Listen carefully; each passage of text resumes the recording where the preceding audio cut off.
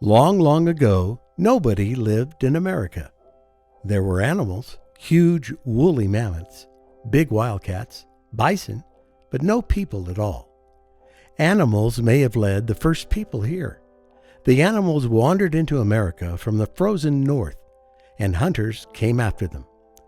After hundreds of years, these first Americans were scattered all across the country. They lived in big groups called tribes. There were hundreds of different tribes in America. Each one had its own language, own way of life, and its own name.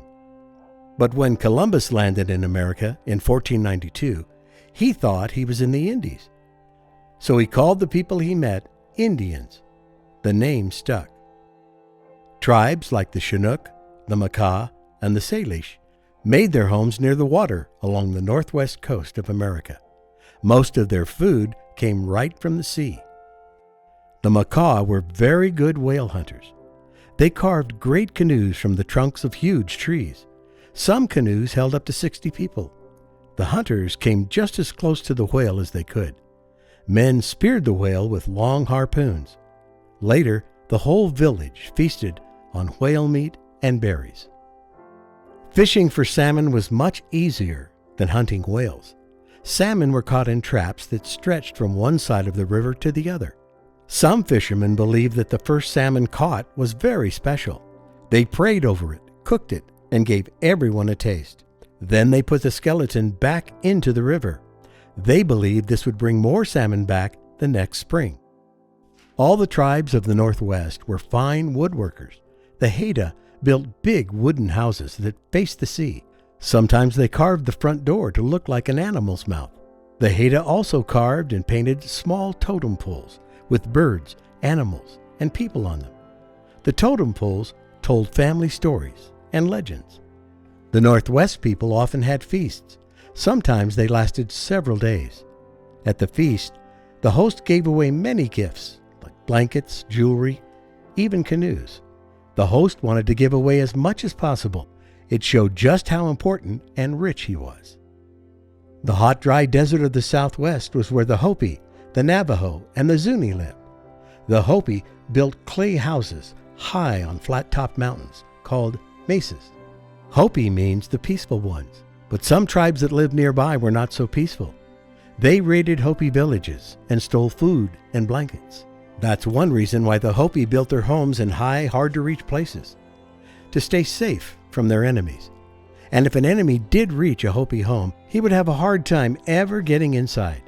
Instead of front doors, homes had holes in the rooftops, with ladders that could be pulled inside quickly. It was not easy to farm in the desert where so little rain fell. Without rain, crops would not grow and people would starve.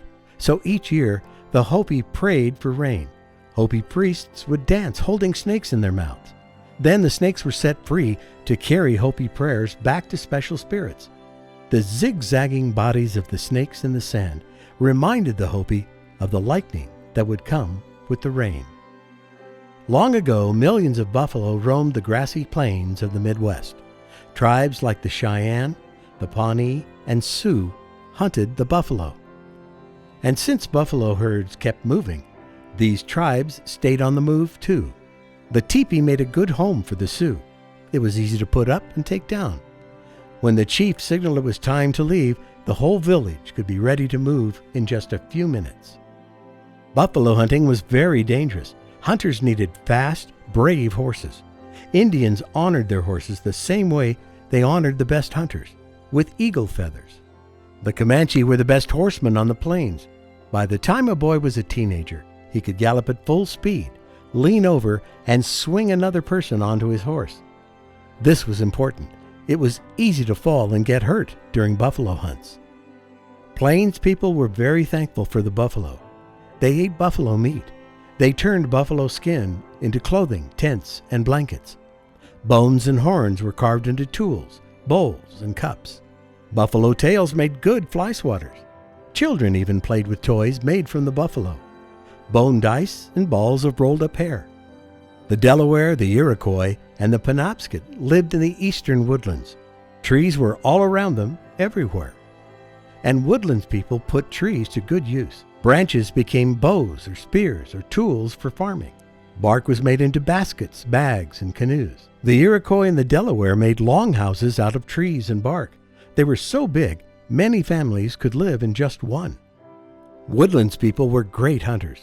They could look at the tracks of an animal and know which way it was going and even how fast. Hunters could move very quietly over the leafy forest floor. Sometimes they disguised themselves with deerskins so they could sneak up on their prey. Most Woodlands tribes had leaders called chiefs. When the Pilgrims came to America from England, they met the great chief of the Wampanoagam people. His name was Massasoit.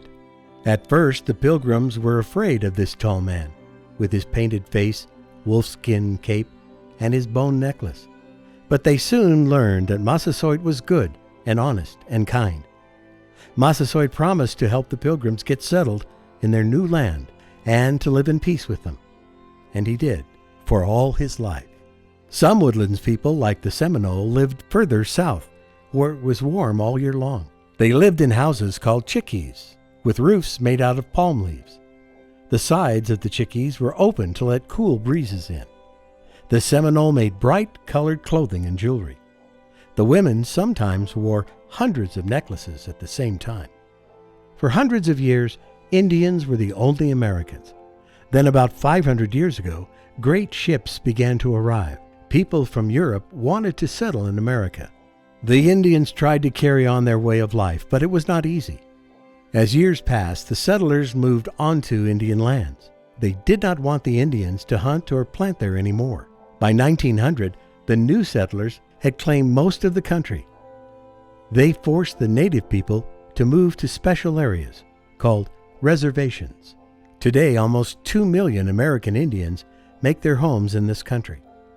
More than a third live on reservations. The rest live in cities and towns. Many Indians say they walk in two worlds. They're part of today's America, but at the same time, they keep the ways of their people, the very first Americans.